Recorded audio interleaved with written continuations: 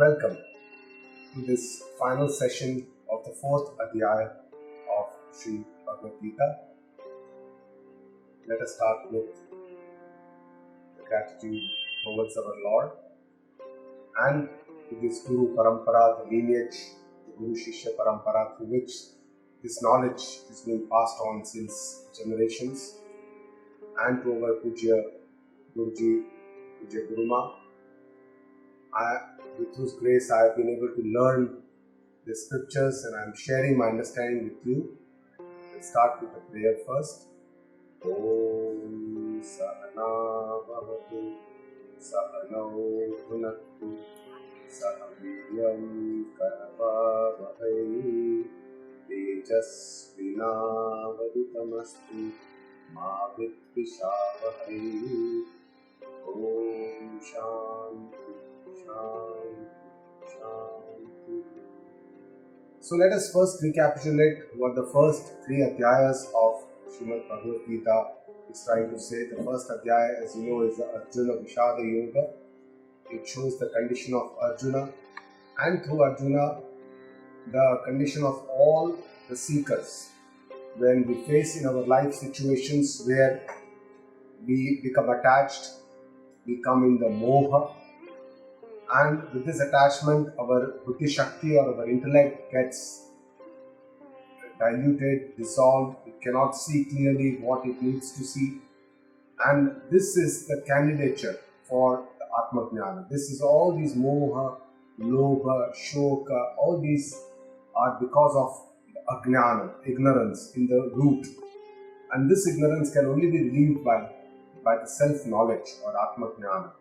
So this is a person who is a candidate for the self-knowledge, and most of us are candidates for self-knowledge in this perspective because we are not clear what is dharma, what is adharma, what is Paramatma, what is God, what is the Karta Swarupa of the Paramatma, what is the Swarupa of the Jagata, the Jeev.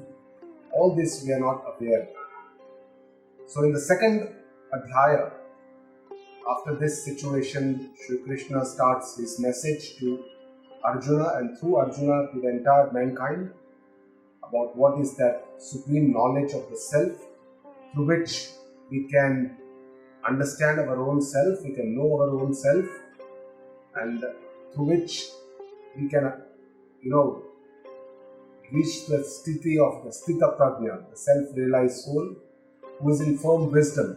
And this is through the sadhana.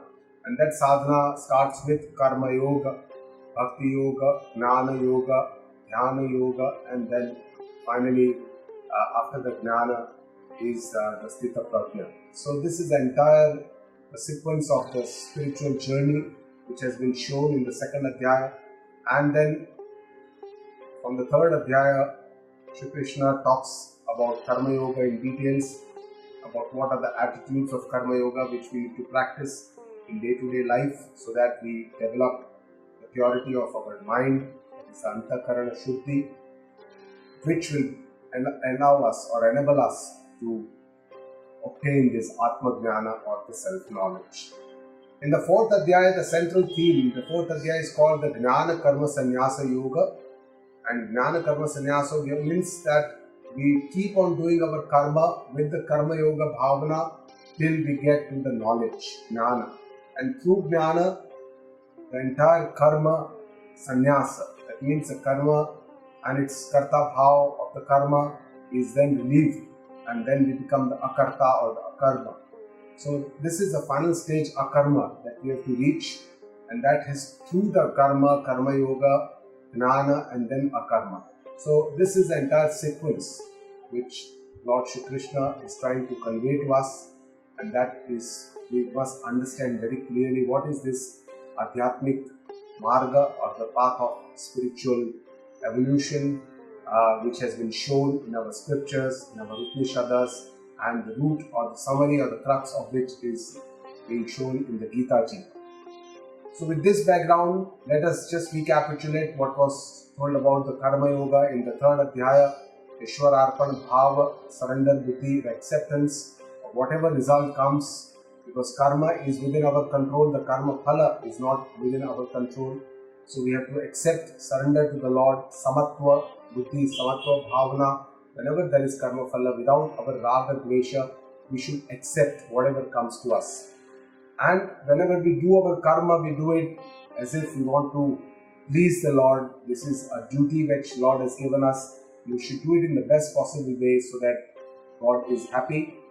And we can also do it as if it is a God's order, because He is the supreme force, the divine force of this universe, and He is entrusted each and every one of us with certain duties that we have, our own, which we know, whether it is in our workplace, whether it is at home, whether it is as a child, as a parent, or in several other areas, spheres of our activities. And we should do these duties without the doership feeling, without the karta bhav, which is called the nimitta matra bhava, so that we are like an instrument in this process, that whatever we are doing is not what we are, doing it through us, is being done through us. With this nimitta karta bhava, if we do it, then it will definitely not bind us. And as a duty, and whenever we receive the karma phala, we should have this prasada buddhi, just like it is an offering from the Lord. So we just accept it as it is, and we share it with others, rather than just ourselves. We enjoy the fruits of our actions. So these are in nutshell all the attitudes of karma yoga which were shown in the third adhyaya. And the fourth adhyaya talks about Jnana Karma Sannyasa Yoga. The first 18 shlokas talk about the Guru Shishya Parampara, this Jnana, how it is transmitted through this Parampara, and about the incarnations of the Lord, how He takes birth on this earth, and how He takes His avatar. When does He take the avatar? And also talks about the Nishkam Karma and the Karma Yoga. The next 5 shlokas talks about the Nivrutta and the Pravritta Jnani. What are their virtues? What is their praises those Jnanis? Either they may be in the householder form, the Pravritti Marga, or the Nivritti Marga, the Sannyasa Marga. So there are 2 shlokas for each of them. And then finally, Shri Krishna talks about the 12 yagnas. And in our Vedic Parampara, these yagnas are considered to be quite important. And then he says, out of all these 12 yagnas, the Jnana Yagna, he praises the knowledge path, which is the supreme path, the most important path, because that is the ultimate way to achieve salvation, to understand our true being, understand our true self. And then in the final 8 shlokas of this 4th adhyaya, he talks about the importance, the benefits of this jnana. If you obtain this jnana, what will happen? What are the benefits of this jnana? And he talks about the process, how we can achieve this jnana, what kind of guru should be, what kind of disciple or shishya should one be, what are those outer means of knowledge, what are the inner means, antar sadhana of the knowledge. So all these are being talked about in the last 8 shlokas. So today we are going to see and discuss about these last 8 shlokas of this adhyaya when it comes to the culmination. So with this, the main goal or the main message of Shri Krishna in this adhyaya, if you see the 20th, 21st, 22nd and the 23rd shlokas, the last stanza of the shloka talks about how we can go from karma yoga to akarma, or going towards the akarta bhava, where our kartrutva, that is attached, which is the binding force of the karma, to which we are bound to the karma, that aham karomi, I am the doer, I am doing this karma. So with this feeling, we keep on doing the karma, which keeps on binding us. So he says, naiva kinchit karoti saha, I am not doing, I am not the doer. Kurvan apnoti kil visham, all the sins will be destroyed. Krutva napina divatyate, I do it in such a way that I don't get bound by these actions, and karma samagram pravidiyate, means with the jnana, all the karma will get destroyed, it will get burned in the fire of the knowledge. Jnanagni dagdha karmani. So this fire of knowledge is such that all these karma are burned and destroyed. So he talks about the 12 yagnas, the Brahma Yagna, Brahma Buddhi, Daiva Yagna, the Jnanendriya Sanyama, Vishaya Havan Rupa Yagna, about the objects being offered into the senses, Atma Sanyama Yoga, Dravya Yagna, Tapa Yagna, Yoga Yagna, where we talked about the Ashtanga Yoga in the last session. Swadhyaya Yagna, about daily recitation and daily reading of scriptures. Gitaji, we can do at least half an hour, 1 hour of Gitaji every day and recite Gitaji for at least 10 minutes every day. And then finally the Jnana Yagna, the Vedanta Jnana, which is to be heard from the Guru Mukha, Shravana, Manana, where we do clearing of our doubts by applying logic, and then Nididhyasana, where we contemplate within ourselves and understand this knowledge and assimilate it in our day-to-day life. Pranayam Yagna and Prana Yagna. So all these yagnas have been shown, and out of these the Jnana Yagna is the most important yagna. So finally this was a shloka, the 33rd shloka, which is the defining shloka, where he says, Lord Krishna says that, "Oh Arjun, you are the one who defeats all the inner enemies. The Shadripu are our inner enemies, and I have described many yagyas, but out of all these the Jnana Yagna is the best, because Jnana is a Sakshat Sadhana, it's the ultimate door to the Atma Jnana. So that is the only way we can have Nivrutti of our Ajnana Nivrutti, Avidya Nivrutti, or relieving our ignorance or the layers of the limitations that we have all around our true self. We have to peel off these layers one by one, so that the Atma Jnana or the self-knowledge becomes evident.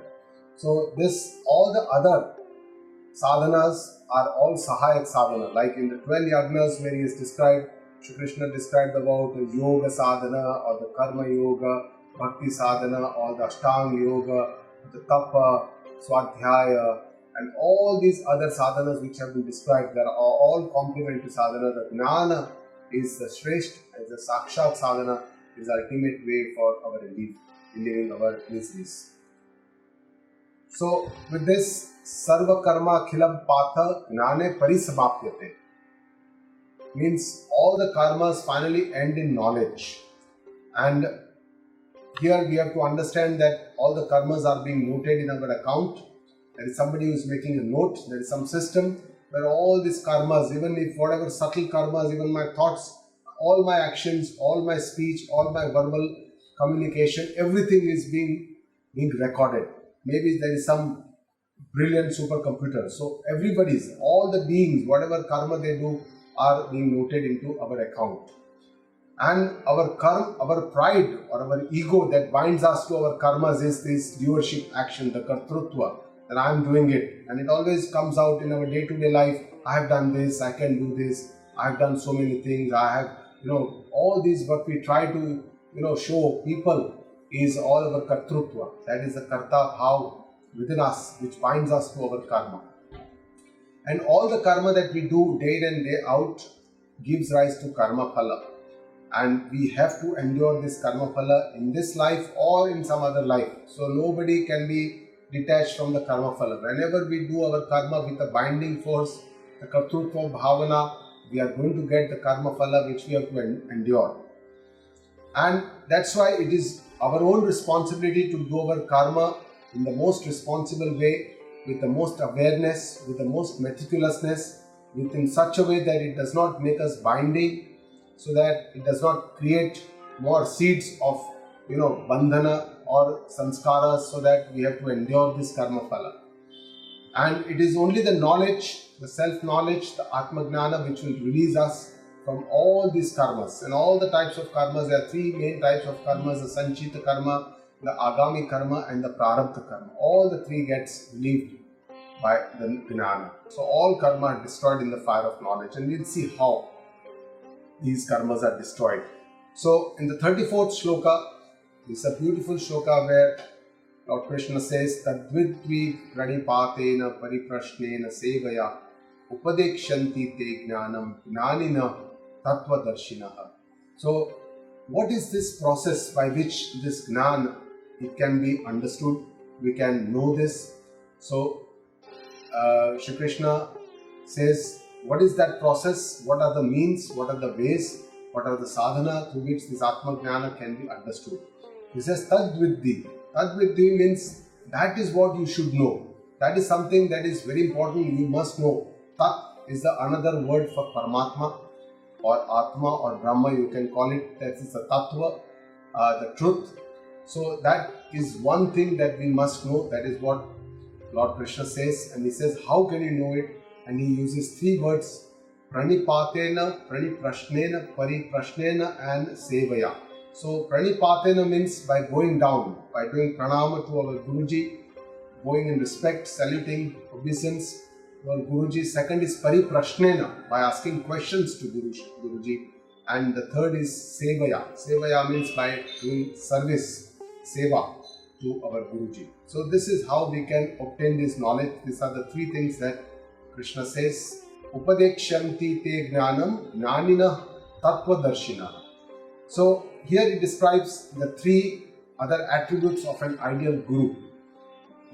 Predominantly there are two attributes of the ideal Guru. One is that when we do this pariprashnena, parisevaya and pranipatena, the Guru becomes happy, and out of joy Guru will give us the knowledge of our own self, right? Atma Jnana. And he says there are two characteristics of Guruji which are important. He is an ideal Guru. He says Jnaninaha and Tattvadarshinaha. So here this is also given in the Upanishads the same way. How what is the characteristics of an ideal Guru? That Guruji must be learned through the Guru Shishya Parampara, and must be a Tattva Darshina, means who has already seen this Tattva. They have already been realized, already they have assimilated this Tattva in their life, this understanding has been assimilated in their day-to-day behavior. So that is a person who is a Tattva Darshina. So Guru has to be, an ideal Guru is a Jnaninaha and a Tattva Darshina, both. So let us understand each and every word that Lord Krishna talks here. He says pranipatena. So going down to Guruji basically means pranam. Doing pranam, you must have seen all the shishyas, they do pranam to Guruji. It's a way of paying respect to the Guruji. For the women, it is our scriptures, it is said that they should do a panchanga namaskar. That means 2 hands, 2 knees, and the head should go down and touch the ground. Whereas for males, it is said that they should do a sashtang, means almost like a flat. We touch the ground and completely with all the 8 anga. Sa ashta anga, sashtanga means 5 ashtang plus the chest and the feet. 2 feet completely must be touching the ground. So this is the one kind of a pranipatena or going down method which is described in our scriptures. This essentially is not just a physical way of showing our respect, but also is a way of expressing our limitation, accepting our limitation, and saying that whatever we need is something that we cannot find on our own, and that's why we surrender to our Guruji who can give us the guidance and this knowledge. So basically it's surrendering ourself, not only ourself but our ego as well when we go down. So it is not just a physical chesta or an action, but it is an inner attitude. This surrender, this respect is an attitude of respect, modesty, humility and surrender. So these are all the bhavana that we need to have inside our mind when we do namaskar or pranam to our Guruji. The second is pariprashnena, but our Guruji says that sevaya comes first and then pariprashnena comes. So sevaya means service to the Guruji. So only after doing adequate seva we get a right to question the Guruji, and this is our lineage, this is our parampara. In our Vedic tradition, in the Brahmacharya ashram, the small child would go to a Guru ashram and would stay with the Guruji. So when he is staying with the Guruji, being so close to the Guruji, he actually understands the conduct, the behavior, the way Guruji conducts himself, and he learns a lot about the personality or the characteristics of the Guruji. So he assimilates all these good virtues because Guru is like a mentor for him, and he assimilates all these good virtues, and he has to think about the likes and dislikes of Guruji, does not have to think about his own likes and dislikes, and that's why his raga and the dvesha gradually gets dissolved. And in the process, over a period of time, with this understanding, he develops a purity of the mind which is called Antakarana Shuddhi. And this is the most important thing because this makes him the eligible candidate for obtaining the ultimate Atma Jnana. And with this seva, when the disciple does this seva while remaining with the Guruji, Guruji becomes happy. And when this stage comes, it says the pupil or the student asks the question to the Guruji, and this shows that he has a desire to know the truth. So all our questions to our Guruji also should be such that it demonstrates our desire to know what is this Sat Tattva or the truth behind all this existence. So we need to ask the right questions to a Guru, questions like about this existence, about the nature of the Sat Tattva or the Satya or the truth of the existence, what is the the nature of the Jiva or the Jagata, how can this world be an illusion. So these are all the questions that we can ask to our Guruji, and we can understand who is God, how is God important in our life, what we can do to progress on this path. All these are the right questions to be asked to our Guru, and we should avoid asking the wrong questions. And wrong questions to our Guruji would be to go and ask Guruji, where is the Diwali in this year? Something like that. So all these worldly related questions, which you can easily find from some other source or from Google for that matter, can easily be done, and we should avoid such kind of questions to our Guruji. So this is something that wisdom we must have. Our questions to our Guruji must also be such that they are not to show our knowledge, whatever we have read or whatever we have learned or heard from somewhere or some other satsang. We should not try to show off our knowledge or try to test the Guruji whether the Guruji knows or not. So questions are very important in Vedanta. In our Vedanta philosophy, questions are always encouraged, because it is said and it has been emphasized that one has to clear the doubts. After Shravana from Guru Mukha, we already learned in the second Adhyaya, Shrutivi Pratipannate Yadastasya Shri Nischala. So after hearing the scriptures, a lot of doubts will be created, Sanshaya and Viparyaya will be created in our mind. And this has to be cleared by a process called Manana. Like this is, by using the logic or the Yukti, we have to keep on understanding, contemplating, reading again, listening again, and with this process we can clear the doubts and make our knowledge more sthira or more steady. And on this journey, the faith also is very important, and it is said that in our Vedanta tradition, blind faith is to be avoided. You don't accept whatever is just said because it is said by the Guru or the Adhyaya or the Shastra. But we can always ask questions, but these questions should be out of faith in the Guru and the Shastra. If it is out of the doubts all the time, doubting the Shastras or the Guru, then it will not help us to lead somewhere. These questions must be out of the faith. So faith is very important. At the same time, inquiry questions are also encouraged. Though both of these sound contradictory. On the one hand, we say faith is important, and the other hand, we say you can ask questions. So both these sounds contradictory, but in Vedanta, it's the only unique philosophy where there is a beautiful amalgamation of faith and inquiry or question and answer. In fact, many of the Upanishads are based on question and answer form. There is a Upanishad called Prashnopanishad, where there are 6 Shishya. They were all Vishu Munis, very enlightened souls, but they wanted to understand this Atma Gnana, and they went to Piplada Muni, and Piplada Muni said, why don't you, I don't know whether I won't be able to answer your questions now. You do service here in the ashram for 1 year, and then maybe you can ask the question and maybe I'll give you an answer. So then after 1 year, Guruji becomes very happy and answers the questions of the Shishya. So that is the Prashnopanishad. So there are many such Upanishads and our scriptures. They are based on our question and answer.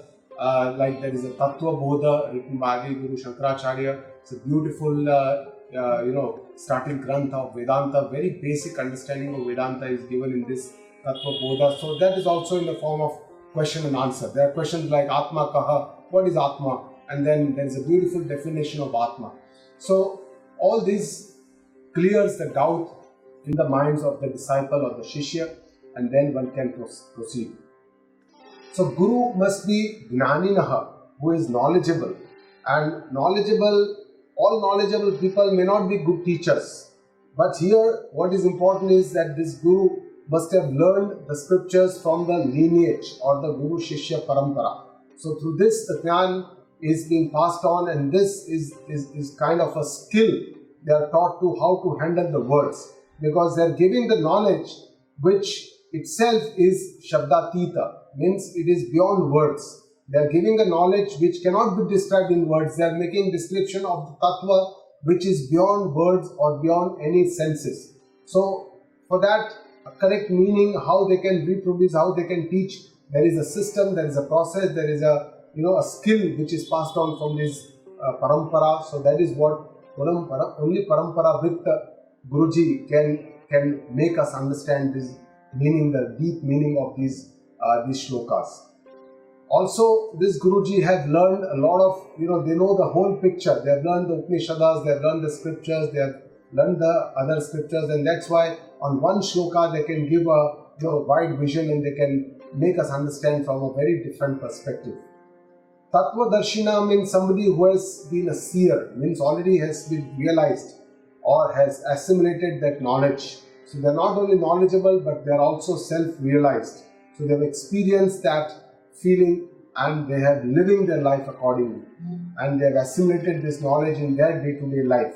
So this essentially means that most of these guru would have undergone the sadhana or the spiritual journey, because it is very, very, very rare that somebody can be self-realized without going through this journey. It is possible if they have a very, very high, they are like a very elevated soul, has done a lot of sadhana in the previous birth, and then in this birth with very little sadhana or without sadhana, just listening to some shravana, they can get enlightened or realized.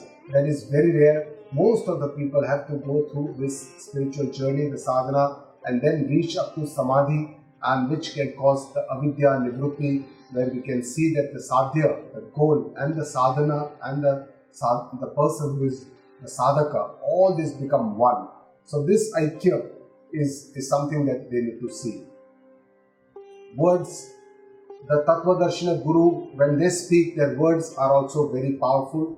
They can move, they can touch people, and they can really convey the meaning. And it is said that only the wise people can make others wise. So that's why, an ideal guru is a person who is already a wise person, who is already a realized soul. And only self-realized gurus who have not learned this knowledge from the parampara are not good teachers, because they lack the skill of coming down to the level of the shishya and teaching him, taking him up gradually up, because he's already realized for them everything is one. Their vision is very different, but they have to come down to the vision of the disciple or the shishya who is thinking about a lot of differences. All the bheda buddhi, all the bheda vritti is already there in the shishya. So this the guru has to come down. So all self-realized people cannot be good teachers, and ideally the best guru is both a gnaninaha and a tattvadarshinaha. Both are important.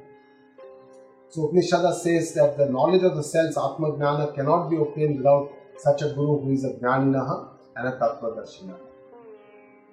So the next 4 shlokas, they tell us about what are the benefits of this Atma Gnana. Once we obtain this Atma Gnana, what are the benefits? The 35th shloka says, Mohanasha, all our attachments are destroyed. Papanasha, all our sins are destroyed. Karmanasha, all our karma are destroyed. And Malanasha, all our impurities of the mind are destroyed. So let us start with the 35th shloka. Yajnatva na punarmoham evam yasyasi pandava yena bhutanya seshena rakshasyatmanyatho mahi. So this shloka tells us that all our moha, all our attachments will get destroyed once we obtain this Atma Gnana. By knowing this, you will not be attached again. O Arjuna, the attachment that you just had. Because in the first Adhyaya, Arjuna got very attached when he came to the battlefield. He saw that the enemies and thought that these are my own cousins, and he became very attached. He developed moha, and with this attachment is still there. So it's like Krishna telling him that the attachment that you just had recently, that will never come back once you have this Atma Gnana. So that's what he says. And he says, with this knowledge you shall see all beings in your own self. So this is a knowledge where you see oneness, everything is just one. And this is the knowledge of the self, the Atmajnana, the knowledge of the consciousness, with which everybody is, woven into one. And this is what it says. And it says, Atho Mai, also you will see everything in me. So you will see everything in yourself, also you will see everything in me. Essence, he says, you, I, and everything else is just one. So this Aikya Jnana, or this knowledge of oneness, is the essence of all our scriptures, especially the Upanishads, and that is what is mentioned here. And it says the more will be completely destroyed. In the next shloka it says, Api chedasi papebhyaha sarvebhyaha papakruttamaha sarvam jnanaplavainaiva ruchinam santarishyasi. So he says all the sins will be destroyed. He says even if you are the biggest sinner, sarvebhya papakruttama, even out of all the papi, you are the most papi. So biggest sinner out of all the sinners. And because many of us always feel that, I've done a lot of papa, I've done a lot of impurities, I've done a lot of bad things in my life. How can I obtain a thing like this Atma Jnana? But in this shloka, Lord Krishna dissipates this fear of ours and says, with the help of this boat of knowledge, Jnana Plavenaiva, Vrujinam Santarishyasi, means you will swim across, not just swim, Santarishyasi. Saririte, matlab achhi tarah se you will swim across. Santarishyati, you will very well swim across the ocean of the sins. So that is the biggest, solace that Shri Krishna gives us. Sarva Gnana Plavenaiva Vrujinam Santarishyati. This power of knowledge will destroy all the sins. And a lot of people think that I am the sinner, how can I obtain this divine knowledge? But Krishna here tells us that we should not brood over the past. What has happened has happened. We can't change the past. But now we have a chance to correct our mistakes. Let us live the present in such a way that we create a better future for us and do best what we can now and improve our future. So this shloka does not mean that we continue to do sins or we continue to do bad things and then we'll say that, okay, one day Jnana will be there and it will destroy all of my papa, all my sins. No, that is not the purpose, that is not the message, that is not the meaning. The meaning is that whatever you have done in the past is past now. But in the future we have to become aware. Once we know that we want to go on this path where purity of the mind is important, we should avoid all this path of buddhi and the sins. And everyone has the right to understand this truth or this knowledge. So even somebody has done papa, even he says you have been a biggest papi, even then you can understand this and gain this knowledge. And our Guru Ma tells us that you don't need to swim across the ocean, but when you get this knowledge, the ocean, the samsara sagar itself gets dried up. Because this universe or the seen world is itself an illusion. And when this understanding comes, then this illusion, it just dries up. You don't need to then swim across the ocean. That is what our Guruji tells us.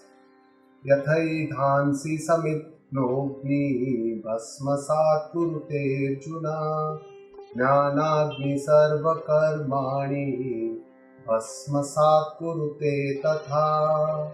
So here Shri Krishna says that all the karma will also be destroyed when you obtain this knowledge. O Arjuna, just like a well-lit fire burns the fuel and samita agni. Samita means well-lit fire. Bhasmasat kurute, burns a dhansi is a fuel. Tatha. So yatha and tatha. Yatha means just like, and in the same way tatha. Tatha jnanagni sarva karmani bhasmasat kurute. So similarly, in the same way, the fire of the knowledge will burn all the karmas. Just like a well-lit fire burns all the fuel, similarly. So he says, let's understand this. Our Guruji makes us understand this shloka with giving an example that Shravana, when we hear from a Guru's mukha, this Vedanta knowledge, then there is something like a lightning happens in our mind. Oh, wow, can this be reality? Yes, it sounds like one. It looks like one. So this is what happens when we are hearing from our Guruji. But this is something like threading a needle in the lightning. Whenever there is a dark night and there is a lightning and there is a needle through which we have to pour the thread, there is a very small eye and under the lightning, if you put the thread inside, then there is always this doubts. So after hearing from the Guruji's mouth or the words, when we go back to our life, we always have a lot of doubt, because what is our experience is very different, and what we hear in Vedanta is completely different. There is so much of contradiction. So there are a lot of doubts which require more clarity, and this is the manana. And finally, when there is a firm knowledge, or this is the knowledge of the sunlight, the light of the knowledge. So this comes by the nididhyasana, where all these doubts get cleared. And in the morning sun, you can clearly see whether whatever thread you have put into the needle has gone in the needle or not. So this becomes crystal clear. So this is the kind of the process, how all this knowledge is obtained. And this knowledge will destroy all the types of karma. The Sanchit karma are our accumulated karma of the past. So that's our baggage of the past janma, past life, and this life, all our actions that we have done so far. So it is compared to all the arrows that are there in the quiver for us. They are destroyed because the karta bhav with our own self is lost. When we get this jnana, we no longer affiliate ourselves with this name, this form, this body, and that's why this jiva. And that's why all this karma phala, which is already a baggage of the jiva, it's not the baggage of the soul or the consciousness. So when you know that we are the consciousness, all this gets dissipated or gets destroyed. The prarabdha karma are the karma which have already started giving fruits. So they have become ripe, like a fruit which has become ripened. So they are like an arrow which has already shot, they are in the air, so it is going to give a result. So they become illusionary, because here we know that we are not the person who is going to bear the fruits of these karma phala. So that's why with this understanding, with this akarta bhav, we understand that when we have not done the karma, how can we get the phala, or how can we be the bhokta if I am not the karta of this karma? So with this, it appears that this karma phala is an illusion. And the agami karma is the karma that happens with the gnani after they obtain the jnana. So these are the karma which don't create new sanskaras, because these are done with the understanding that I am not the karta of the karma, I am the consciousness, I am akarta. So with this bhavana, when we do the karma, it does not create more karma phala, does not create new seeds or samskaras which will have to endure in the future or in the future birth. So they become seedless, nirbij. So there is no alternative to knowledge. That is what our Guruji tells us. And the only way we can free from karma and bondage is by Atma Jnana. So karma is important, karma yoga is important, but then after that, finally the Jnana is the most important to get to destroy all our karma. Nahi jnanena sadrasham pavitram vidyate tat swayam yoga sansiddha kalenatma nivindati. So in this 38th shloka, Shri Krishna says all the impurities of our mind are destroyed by this Atma Jnana, or with this knowledge. There is nothing more pious in this world than this self-knowledge. And one has to achieve this, our own self-knowledge, by our own efforts, by yoga sadhana, yoga sansiddha, tat swayam.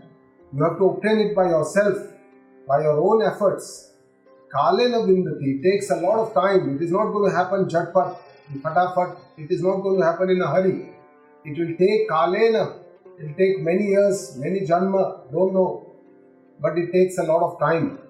Atmane vindati means we have to obtain this knowledge in our own self, in our own buddhi, in our own self we have to obtain this knowledge. So this is our own knowledge which we have to obtain by our own efforts, and which we have to obtain in our own intellect, in our own buddhi, in our own mind, and by our own purified self. So the changes happen very slowly, require constant efforts, constant patience, constant efforts, and then so spiritual path, that's why it's considered not an easy path, which is a time-consuming path, and one has to be on it with a firm resolve to achieve something. Only then we can achieve this ultimate salvation. And the yoga sadhana that Shri Krishna talks about, which is by one's own effort, the yoga sadhana, it depends on, there are several sadhanas which have been described. including Karma Yoga, Bhakti Yoga, Shravana, Manana, Nididhyasana, and all this we need to use, depending on our eligibility, our liking, our, what is our inclination, and based on this we can use this sadhana to progress on this spiritual journey. Shraddhavan labate jnanam tatparah sanyatendriyah jnanam labdva param shantim achirenadhigacchati.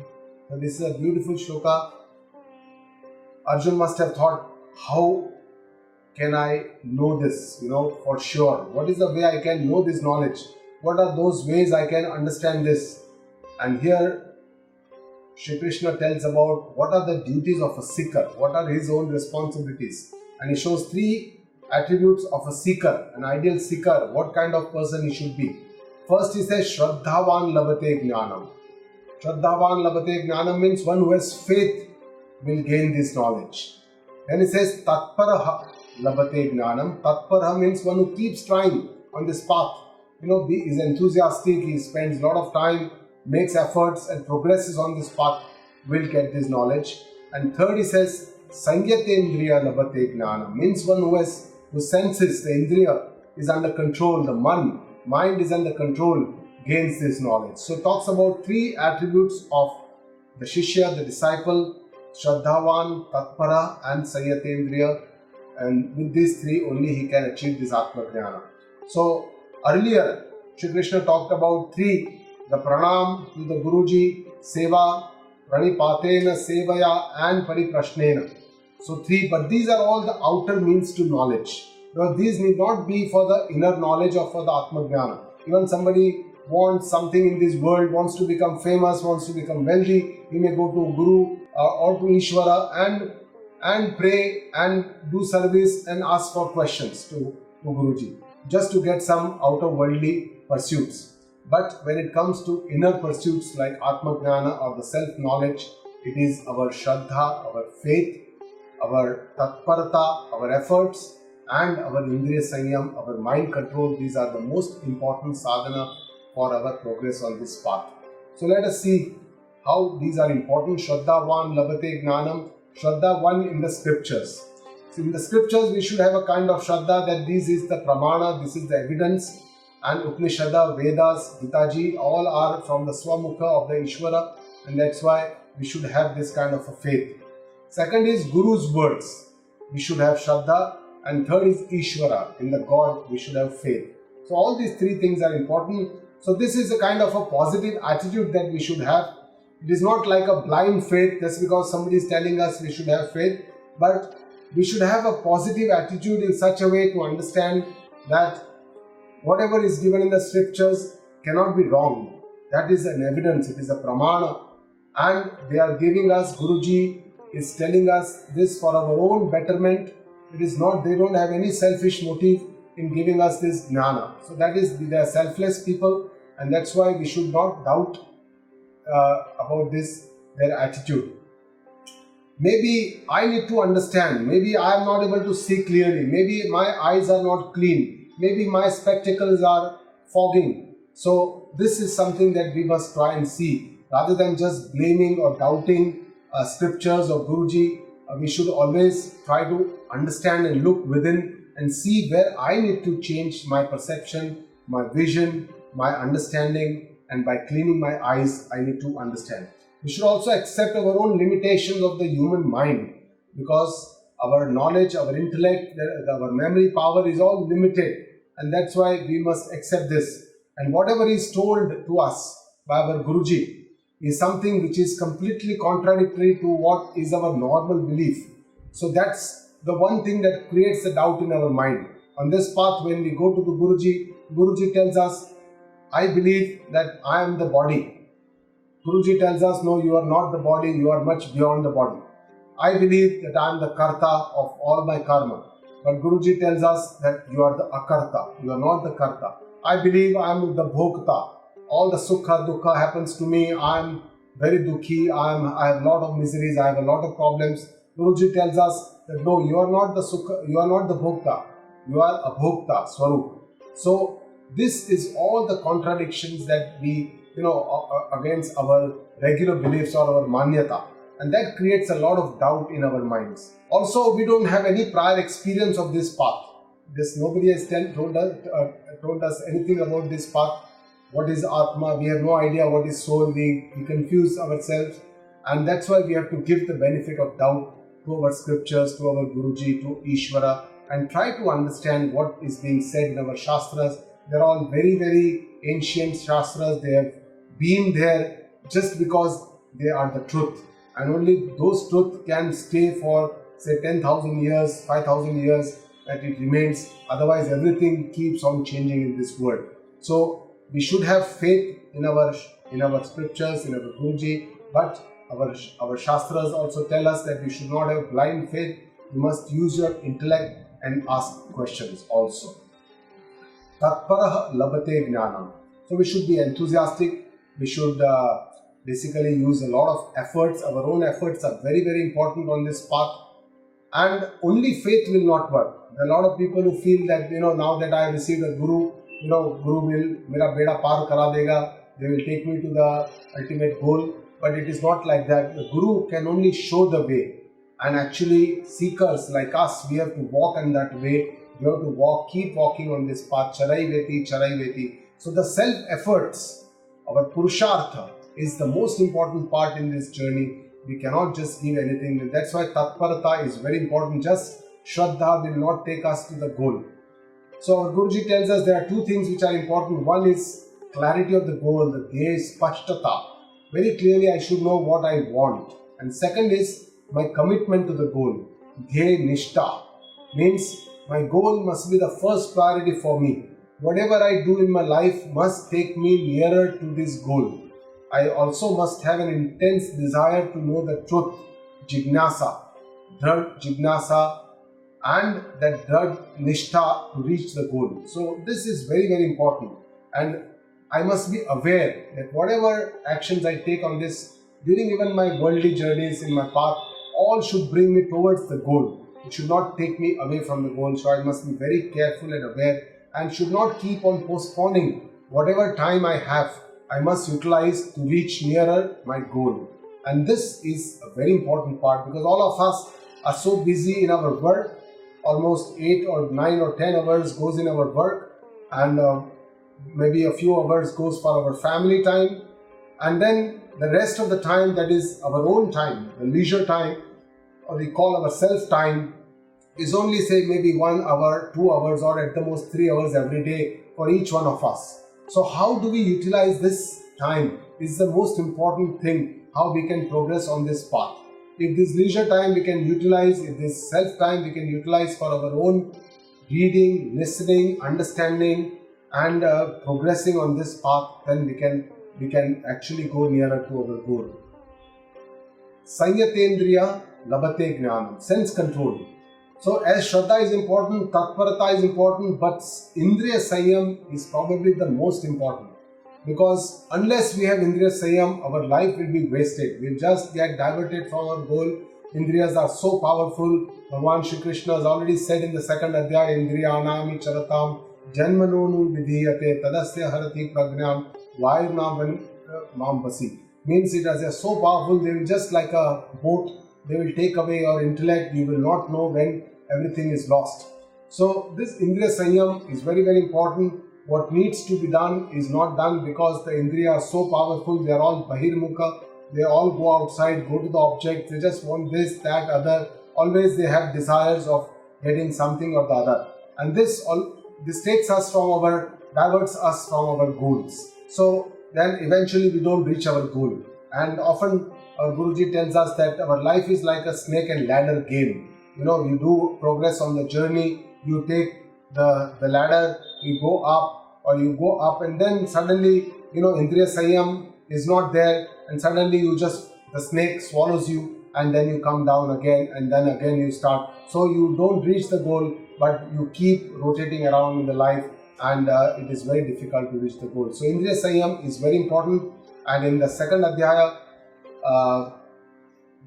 Shri Krishna tells us what we should do. The first thing, there are two things we need to do. One is we have to withdraw our senses. Whenever they go into the objects, we have to, like a turtle, yada sambharate chayam kurmonganeva sarvasha, means like a turtle who withdraws all his limbs, we must withdraw all our senses whenever they go and meet the objects and they have desires for these object cravings.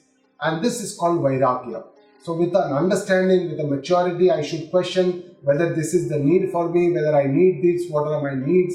And with this, we have to swastha, svikar. That means accept it completely, that this is something that I don't need, no, I don't want it. It is not suppression of our desires, but it is with understanding. We have to, relieve these desires from our mind. So that is the first thing. But then it is not possible to completely relieve our mind of all desires, because desires naturally keep springing from our mind. And that's why it is necessary that the second part, wherever we withdraw the senses, where do we put this energy? And that energy is to be surrendered to the Lord. It's called Param Drashtva Nivartate Rasavarjam Rasopyasya. Second Adhyaya, Shri Krishna tells us that Param Drashtva Nivartate. Only when we surrender to the Lord, when we go to Paramatma and put all our desires there, and that is where we get all our happiness from that understanding, then only our Indriya Sanyam happens. So this needs a very constant abhyasa, constant study, constant awareness, day to day, moment to moment in our life. We need to be aware for Indriya Sanyam. So Jnanam Labdhva Param Shantim Achirena Adhigacchati means that by knowing this, our own self, the self-knowledge, Atma Jnana, the Ananda, Sat, Chit and the Ananda. The Ananda is the bliss state of our own self. And by knowing this, we achieve the bliss state instantly. So every human being is going around wanting happiness, wanting peace of mind. But the problem is that we believe in our mind that this happiness comes from the world. It comes from the objects. It comes from the persons. We are dependent on outside for giving this happiness. And these relations will give me happiness. That is what we keep believing. And that's why we don't have we have very transient happiness. It comes, even before that object comes to us, we have a craving or desire for a new phone or a new car. Even before it comes, that happiness is gone, because then we feel, oh, there is another very better phone is available, better car or a better model has just come in. So with this, we never get this eternal peace which always eludes us. And this Param Shanti is something that does not come and go. It is always there. It is the eternal peace, which is not dependent on any person, any object, anything or any situation. And it is even maintained in noise and in commotion. So this kind of an eternal bliss is our own nature. It is our own self. It is the Atma Swarupa that is from within. It is not outside somewhere. So once we have this understanding, this knowledge, then this will allow us to live in the now, because those desires, there's raga, dvesha, and those indriya are now under control, and that's why we can live in the present moment. Present moment can also be considered awareness as one of the sadhana which will help us to achieve the Indriya Sanyam also. And after knowledge, when does we get eternal bliss? Shri Krishna says, Achirena Adhigacchati. Immediately, instantly we get eternal bliss, because that is our own Swarupa or our own self. And then he says in this next shloka, what happens to a person who does not gain knowledge, who keeps on doubting? Sanshayatma. Sanshayatma vinashyati. He says, Ashaddadan Agnya. Ashaddadan Agnya. Agnya is ignorant. One who is ignorant, one who has Ashadda, he does not have any faith, and he keeps Sanshayatma, who keeps doubting, he gets destroyed. He says Sanshayatma vinashyati. But vinashyati or destroyed does not mean that he is going to die. What he means that he cannot achieve the goal of his life. For whatever this human life we have been given, our goal cannot be achieved if we have our mind is such that we keep doubting always. Some people by their personality are such, they will keep doubting. And some people by their experience, they have had such experiences in their world, in their life, that they always keep doubting. So whenever they meet a guru, they read scriptures, they always keep doubting. And this Sanshayatma says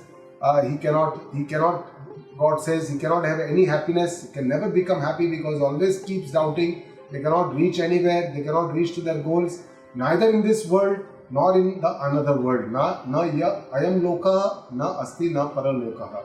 So wherever they are, they will never attain happiness, they will never be happy, they will never reach their goal. And that's why one of our Upanishads tell us that Uttishta Jagrata Prapta Varan Nibodhata, arise, awake and don't stop till your goal is reached.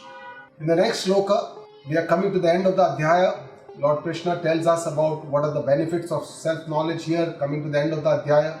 Yoga Sanyasta Karmanava, one who has surrendered all karmas due to this knowledge. And by knowing this Artha, Karta Swarupa Jnana Sanchinna Sanshayam, all his doubts are also destroyed by this self-knowledge. And that person who is a Atmavanta. Atmavanta means is a person who has known his own self, or he has conquered his own self. He has an Indriya Sanyama and he is doing what is need to be done because he is already into his goal. He knows what needs to be done. And the plural of Atmavanta is Atmavantam. So those persons who have known themselves or those who have conquered themselves, for them, they don't get bound by karma. Na karmani nibadnanti, ho Dhananjaya, ho Arjuna. The karmas don't bound these people who have Indriya Sanyama, those who have understood their own self, they have got the Atmagnana. All their doubts have been relieved by this Atmagnana, and all their karmas have been destroyed by this Atmagnana. So finally, coming to this Gnana, it says what is the benefit of the Gnana?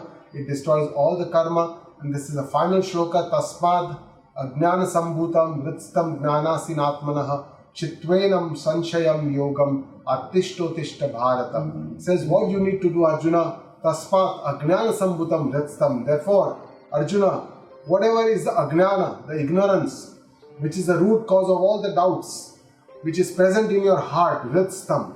But we know that Ajnana is not in the heart, it remains in our mind, in our intellect. That is how it works. And says with Jnana Sina, with the help of the sword of knowledge, Enam Chitva Sanshayam Atman, kill all your doubts with this knowledge.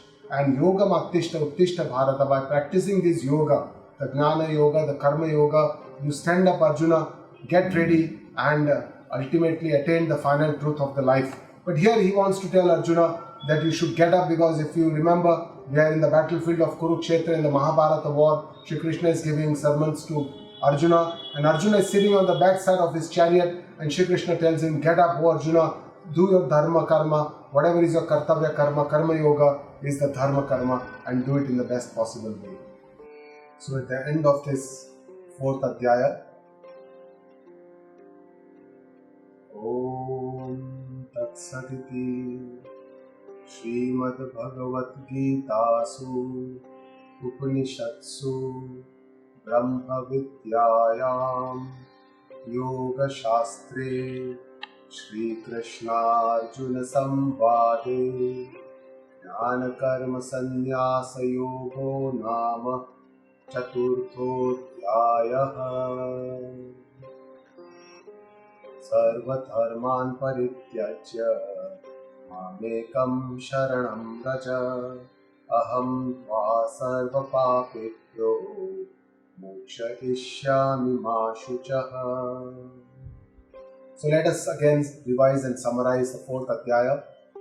The first starts with the shloka Imam Vivasvate Yugam. That means God talks about how this Guru Shishya Parampara started. God himself started this parampara. Through him this knowledge is passed on, and then he says that in between this knowledge become almost like extinct, and then he needed to take birth on this earth. And then Arjuna asks a very innocent question. Arjuna says, how can you say that Arjuna asks, how can you have given this knowledge to the Surya, because you are now born. Surya was born for many years ago. And then he describes all his incarnations, his avatara, why he takes birth on this, why he takes form, not birth but avatara or form on this earth. Yada yada hi dharmasya and paritranaya sadhunam, both these shlokas are there. And then Krishna says that one who knows Ajope San Jagat Atma, and one who knows his Janma and Karma Divya, that is the divinity of his Janma and Karma, becomes free from all this samsara bandhana.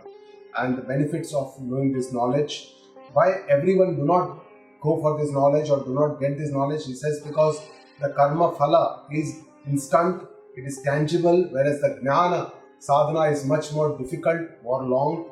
The phala is also not very easily, clearly seen. It's not very tangible. And then Shri Krishna says he is the karta of all the four varna and ashrama vyavastha. And finally he says, but just know that I am still akarta. Though I am a karta, I am still akarta. So akarta bhav is akarta swarupa of Shri Krishna has been described here. And then this describes his own knowledge that karmas don't bound him. Na karmani limpanti na me karma phale spruha iti mam yobi janati karma phal bandhan anvardate. So that is the fourth. And then he says, Purvai purva karam krutam. Just like your forefathers have done karma, you should also do karma. Then there is a description about what is karma, what is akarma, what is vikarma, and all these we must know. That karma gati is also very gahana, it's very deep to understand, and describes a fully kratsna kruta, who is a fully enlightened or a complete person, fulfilled person. And then in the next four shlokas, Shri Krishna describes about the Gnani Purusha, the Pravrutti Marga Gnani, the Nivrutti Marga Gnani, and how the Sannyasi Marga Gnani. And then the 12 yagnas are described, starting from the Brahma Yagna, and then another 12 yagnas. And Lord Krishna in the 33rd shloka says that the Gnana Yagna is the best. Finally, from 35 to 38 shloka, the four shlokas tell us about the benefits of this Atma Gnana, how it destroys all the attachments, sins, karmas, and all the impurities that are present in our mind. And then he says how we can maintain or understand this knowledge, what is the means, what is the way this Atma Gnana can be understood, the outer means and the inner means of knowledge. And one who is not the candidate for knowledge, the doubting mind, Sanshaya Atma, Ashaddadan, who has Ashadda, who is Agnya, who is ignorant, all these are not the candidates for this knowledge. And again, he shows the benefits of this knowledge, how we get liberated from this karma, karma phala, samsara, and this knowledge burns or destroys all the karma. And finally asks Arjun to destroy all his doubts by practicing karma yoga, get up, start doing his karma yoga, start this yuddha, and ultimately take help of the Jnana yoga and ultimately attain the salvation that all of us want. So that is the end of the fourth Adhyaya. With this, we come to the end of this Adhyaya. Gurur Brahma, Gurur Vishnu, Gurur Devo Maheshwara, Guru Sakshat Parabrahma, Tasmai Shri Guruve Namaha. Om Shanti, Shanti, Shanti.